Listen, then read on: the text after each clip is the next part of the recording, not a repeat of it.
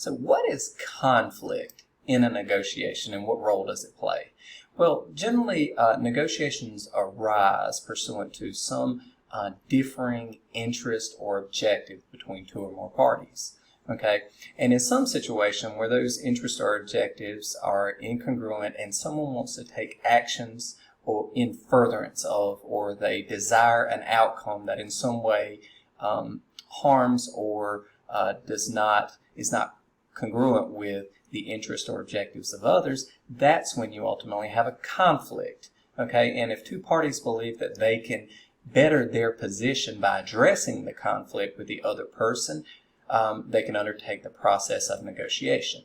Okay, so that's the role of conflict. It's kind of an element that generates or allows for negotiation to take place. Now, there are categories of conflicts that are mainly marked by where they arise. First off is intrapersonal conflict, and this is not the traditional type of conflict that gives rise to a negotiation. Rather, it's the type of conflict that can affect a negotiation, because this is internal conflict, intrapersonal, inside of the person.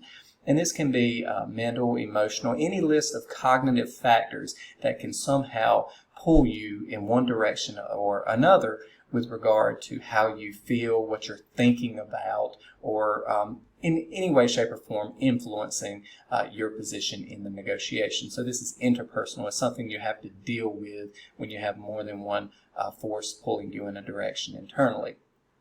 Interpersonal conflict is what we primarily think of in a negotiation, basically arising between two or more individuals, whether those individuals are within the same group, because oftentimes, as you may be aware, when you're part of a team or part of a group that has should have a singular objective when negotiating or when furthering that group's interests, that's often not the case. So oftentimes conflicts arise between these individuals within the group. This is intra-group conflict that must be resolved in order to once again unify or align the objectives or interests of the group as a whole.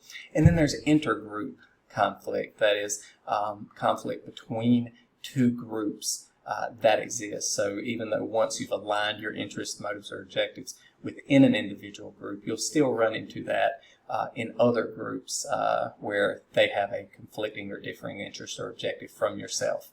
So that is the context in which conflict arises. Intrapersonal, interpersonal, and then within interpersonal there can also be intra-group when you're negotiating as a group, or intergroup when you're once again negotiating with other groups for the alignments or furtherance of an interest or objective.